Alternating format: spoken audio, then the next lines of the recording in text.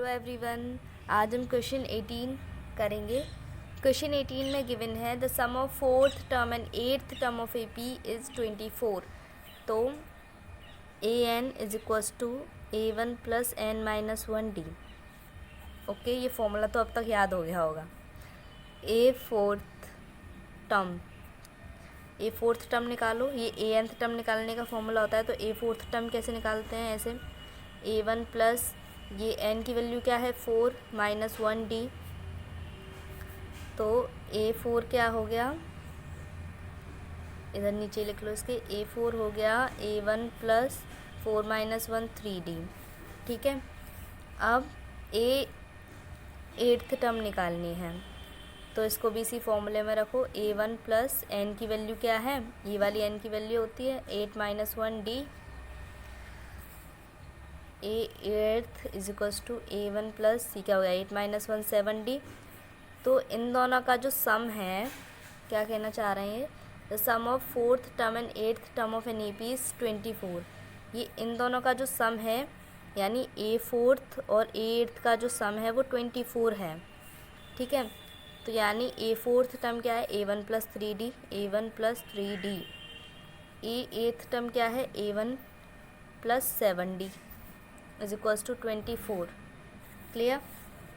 ये क्या हो गया 2A1 प्लस 7 और 3 10D इज इक्वल्स टू 24। अब यहाँ से 2 कॉमन लो, A1 plus 5D is equals to 24।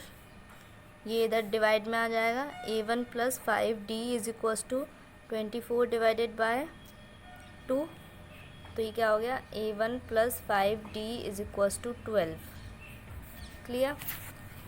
ये हो गया एक तो हमारा। और सेकंड क्या गिवन है, sum of sixth and tenth term is 44।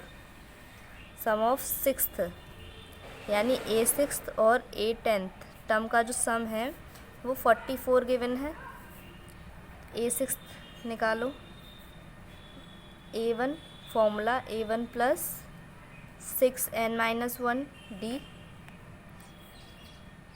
A1 plus 5D और A10 A1 plus n minus 1 यानी 10 माइनस 1D यानी A1 प्लस 9D। ठीक है, अब वैल्यूज़ पुट कर दो। ए सिक्स क्या है A1 plus 5D plus tenth value A1 plus 9D is equals to 44। तो क्या हो गया 2A1 प्लस 5 और 9 14D इज इक्वल्स टू 44। यहाँ से 2 कॉमन लो, A1 plus 7D is equals to 44। ये यहाँ पे डिवाइड में आ जाएगा, A1 plus 7D is equals to 44 divided by 2। तो A1 क्या हो गया 7D इज इक्वल्स टू 22। तो हमारे पास ये 2 इक्वेशन हो गई, एक तो ये और एक ये। अब देखो, थोड़ा प्रीवियस चैप्टर याद करो, एलिमिनेशन मेथड किया था। उसमें क्या करते हैं, एक इक्वेशन में से दूसरी इक्वेशन को माइनस कर देते हैं। तो एक इक्वेशन को एलिमिनेट कर देते हैं और दूसरी की वैल्यू निकाल लेते हैं। तो यही करेंगे, subtracting equation first from second.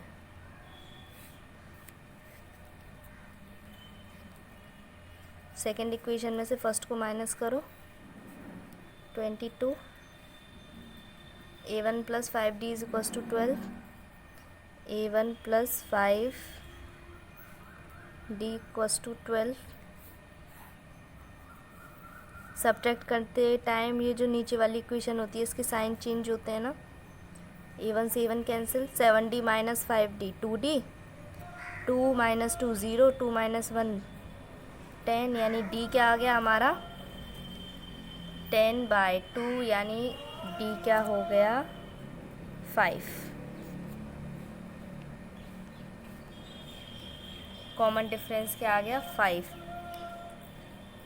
अब हमें A1 निकालना है, तो इस वाली इक्वेशन में D की वैल्यू पुट करके हमें A1 मिल जाएगा। ओके, ये इक्वेशन सेकंड थी हमारी, ये D की वैल्यू थी। तो A1 plus 7 into 5 equals to 22। A1 is plus 7 5 जा 35 इज इक्वल्स टू 22।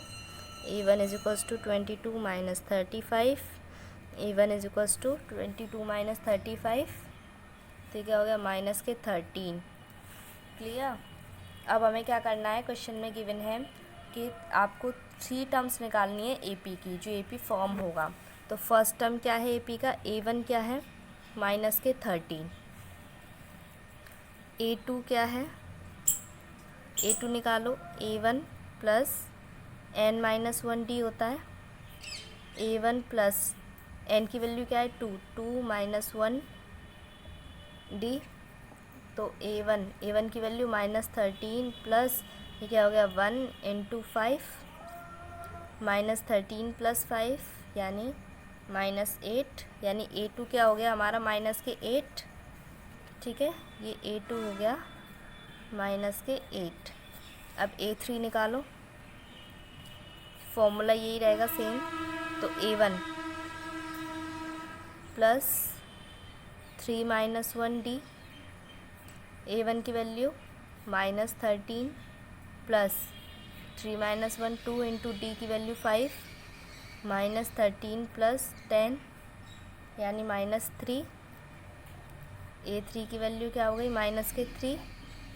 तो हमारा AP क्या फॉर्म हो गया, AP फॉर्म हो गया माइनस 13 माइनस 8 और माइनस 5, यानी ये जो फर्स्ट टर्म है AP की वो ये है। एवरीवन, क्वेश्चन 19 करेंगे अब हम एक्सरसाइज 5.2 का। Ashutosh started work in 1995 at an annual salary of 5000। Ashutosh नाम का एक इंसान है, उसने 1995 में एक जॉब शुरू की है जिसमें उसकी एनुअल सैलरी 5000 है और उसे हर ईयर जो इंक्रीमेंट है वो 200 का मिल रहा है। तो किस ईयर में जो उसकी इनकम है वो 7000 हो जाएगी, ये निकालना है। तो एनुअल सैलरी है उसकी 5000 स्टार्टिंग, ठीक है।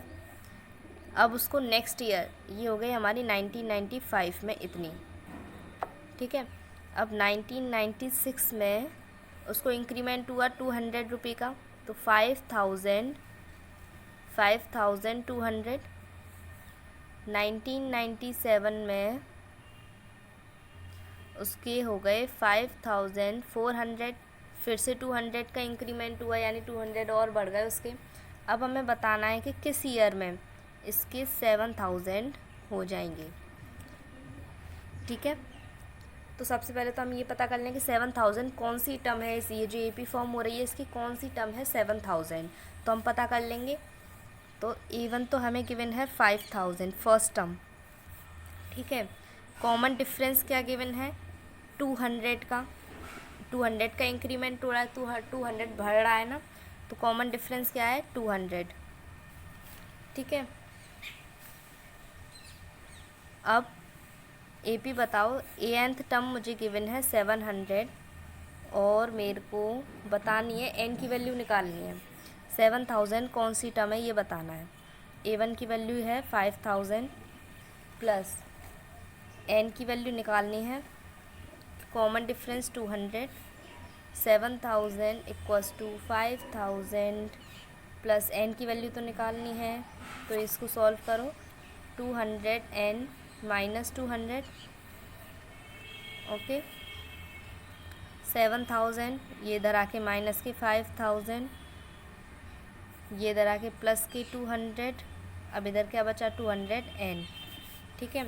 7000 माइनस 5000 यानी 2000 प्लस 200 इक्वल्स टू 200n, तो ये क्या हो गया 2200 इक्वल्स टू 200n, ये 200 डिवाइड में आ जाएगा, 2200 डिवाइडेड बाय 200,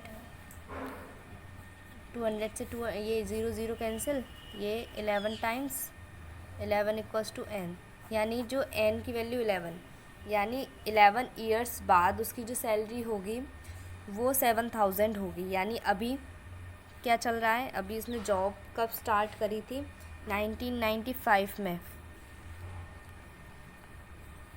प्लस 11 ईयर, 5 और 1 6, 9 और 1 0 की 0 कैरी 1, 9 और 1 10 की 0 कैरी 1, यानी 2006 में उसकी सैलरी 7000 हो जाएगी। ठीक है, और या फिर 11th ईयर में उसकी सैलरी 7000 हो जाएगी। ये बात क्लियर हो गई। नाउ अब क्वेश्चन 20, लास्ट क्वेश्चन है एक्सरसाइज 5.2 का, करते हैं। दामिनी है वो सेव करती है 5 in first week of a year के फर्स्ट वीक में दामिनी ने ₹5 सेव किए और उसने इंक्रीज़ करी अपनी सेविंग ₹1.75 वीकली इंक्रीज़ कर रही है। अगर nth वीक में उसकी जो सेविंग है वो 20.75 हो जाती है तो n की वैल्यू पता करो। सबसे पहले हमारे उसने सेव किए 5, फिर उसने इंक्रीमेंट कर दिया 1.75 का, यानी सेकेंड बार 5 प्लस 1.75, ये आ गई हमारी A2, 5 और 5, ये 5 और 1 6, 6.75। अब तीसरी बार उसने कितने सेव किए। अब ये जो वैल्यू है, अब इसमें उसने 1.75 का इंक्रीमेंट कर दिया, तो 5 और 5 10 कैरी 1, 7 और 7 14, 15 की 5 कैरी 1, 6 1 7, यानी 7.50। इसी तरीके से ये भी चलेगा। अब अगर किसी nth वीक में उसकी वीकली सेविंग इनकम जो है वो सेविंग बिकम 20.75, उसकी सेविंग 20.75 हो गई, यानी nth ईयर में हो गई। A1 प्लस n-1D, तो nth वैल्यू क्या है 20.75, A1 फर्स्ट टर्म 5, n की वैल्यू निकालनी है। कॉमन डिफरेंस वो इंक्रीमेंट कितने का कर रही है 1.75 का, तो यही हमारा कॉमन डिफरेंस है। 20.75 इक्वल्स टू 5 प्लस 1.75 n-1.75, 20.75, ये -5 इधर, ये माइनस का प्लस 1.75 हो जाएगा इक्वल्स टू 1.75 n।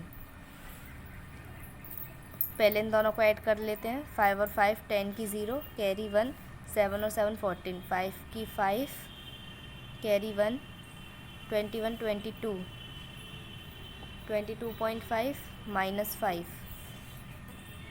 अब 22 -5 करो, 1.75 n, 17.50 equals to 1.75 n, n इधर रह गया 1750, 1.75, इसमें 100 का मल्टीप्लाई करो नीचे ऊपर दोनों साइड, तो 100 का मल्टीप्लाई किया तो 1750 बचा, और ये क्या बचा 175, तो ये कितनी बार गया 10 बार,